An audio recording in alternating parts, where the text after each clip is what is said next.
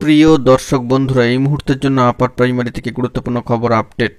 Second counselling প্রসঙ্গে উঠে আসছে ডিসেম্বর মাসের তৃতীয় সপ্তাহের এই প্রসঙ্গটা। একটি জরুরি সংবাদ, অবশ্যই বিগ ব্রেকিং নিউজ, আর্জেন্ট ভিত্তিতেই ভিডিওটাতেই আপনাদের জন্য ক্রিয়েট করতেই হচ্ছে। ভিডিওটিকে শেষ পর্যন্ত ওয়াচ করবেন, চ্যানেলটিকে এখনই সাবস্ক্রাইব করে নিয়ে সঙ্গে থাকবেন। চলুন কথাবার্তা না বাড়িয়ে মূল টপিকে ফোকাস করি। বন্ধুরা, আপার প্রাইমারির ক্ষেত্রে সেকেন্ড কাউন্সেলিং কবে হবে সেই নিয়ে উঠে আসছে একটা ডিসেম্বর মাসের তৃতীয় সপ্তাহ নাগাদ সম্ভাব্য খবরের সময়সীমা। আমরা বিস্তারিত খবরে গেলে সবটাই কিন্তু আমাদের কাছে স্পষ্ট হবে। তো ইতিমধ্যে আমরা জানি যে প্রথম দফা কাউন্সেলিং প্রসিডিওর সুষ্ঠুভাবে সম্পন্ন হয়ে গিয়েছে। প্রার্থীরা স্কুলে জয়েন করছে, ছোটোখাটো সমস্যা থাকছে, সেগুলো সমাধানের জন্য কিন্তু সর্বোপরি চেষ্টা হচ্ছে এবং ধাপে ধাপে সমস্ত সমস্যায় মিটে যাবে, প্রার্থীরা সুষ্ঠুভাবে স্কুলে বা বিদ্যালয়ে যোগদান করবেন। কিন্তু সেকেন্ড কাউন্সেলিংও তো শুরু করতে হবে, সেই বিষয়ে কিন্তু উঠে আসছে অত্যন্ত গুরুত্বপূর্ণ তথ্য।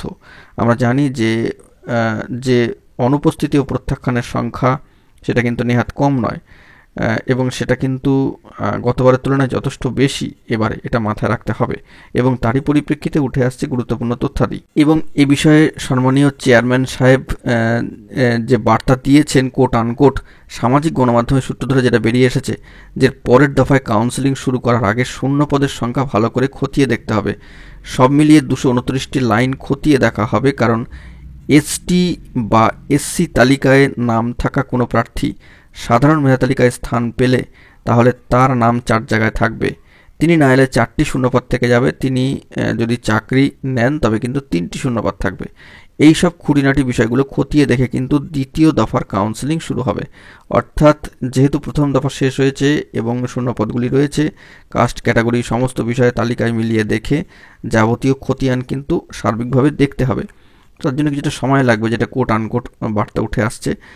এবং এর সাথে একটা সংযোজন, যে যা সময় সাপেক্ষ, ডিসেম্বরের তৃতীয় সপ্তাহের আগে যা শুরু করা সম্ভব নয়।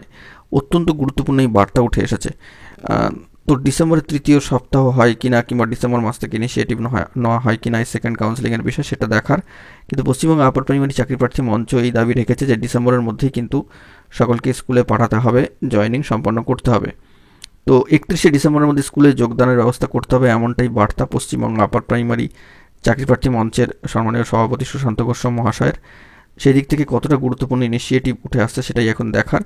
তবে ডিসেম্বরের তৃতীয় সপ্তাহের প্রসঙ্গটা কিন্তু সামাজিক গণমাধ্যমের সূত্র ধরে উঠে আসলো।